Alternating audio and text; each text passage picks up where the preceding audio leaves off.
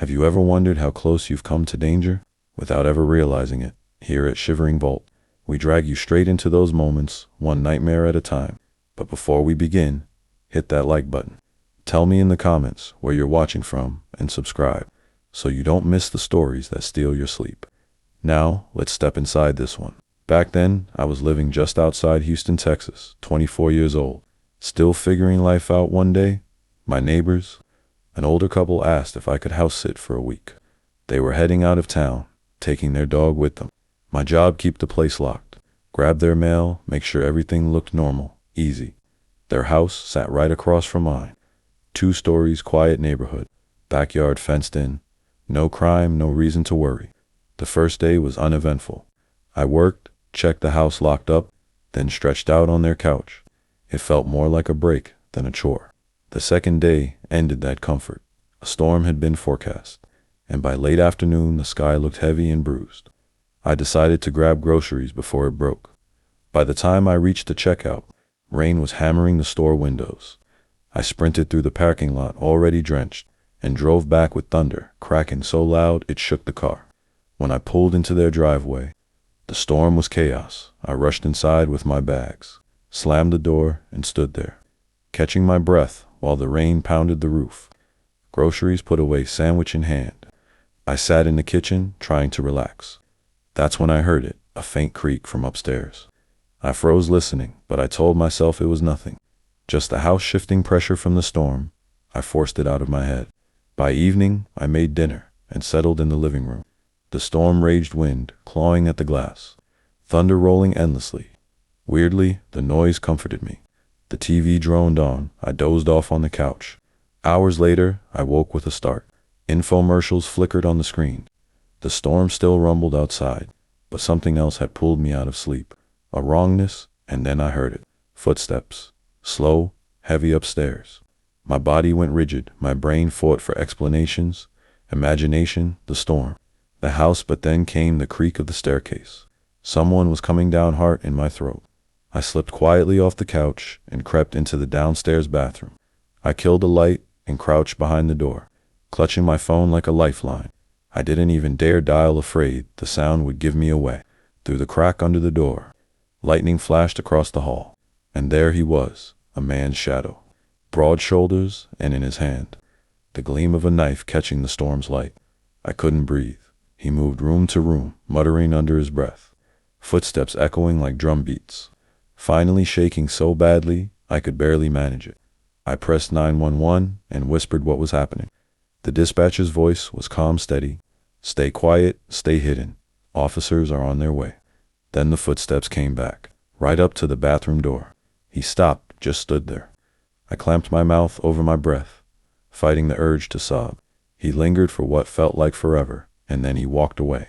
A moment later, the front door clicked shut. I stayed crouched, trembling, until red and blue lights cut through the rain-soaked windows. The knock came. Police. I stumbled into the hallway, nearly collapsing with relief. The officers swept the house, weapons raised, then returned. They told me no one was inside but the back door. The lock was splintered, broken from the outside.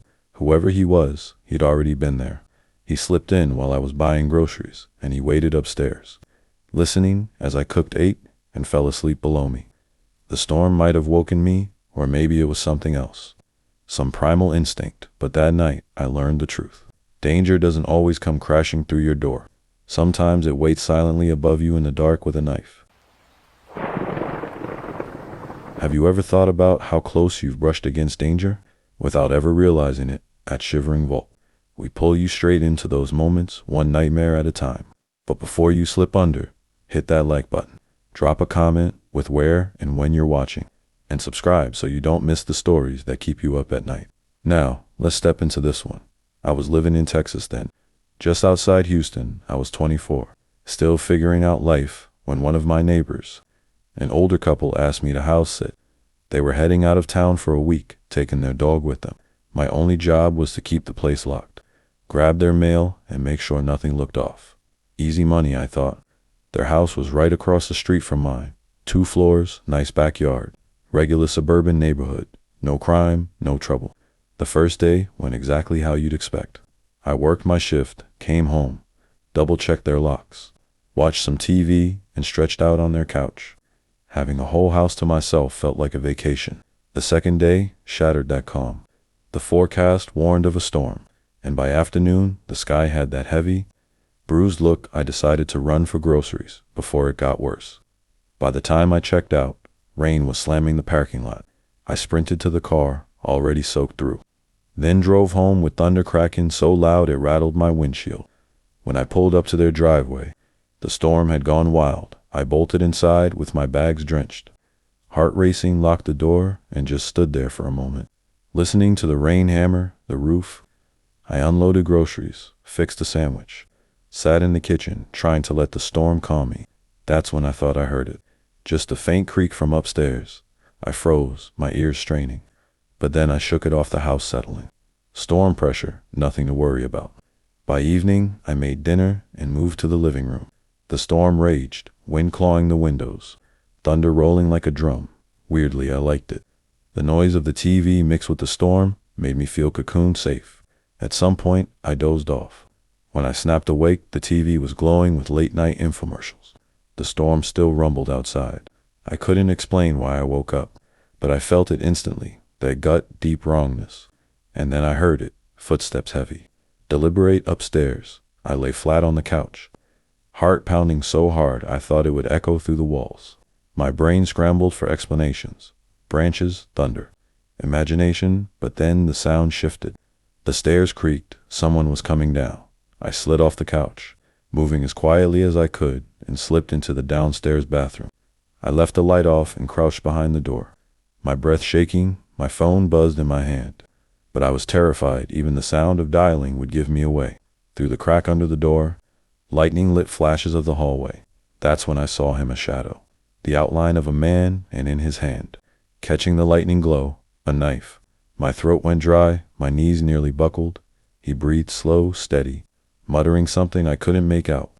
I heard him moving through the kitchen, the living room, every step pounding into my skull. Finally, I pressed 911 and whispered everything I could manage. The dispatcher told me to stay quiet, stay hidden. Officers were on the way.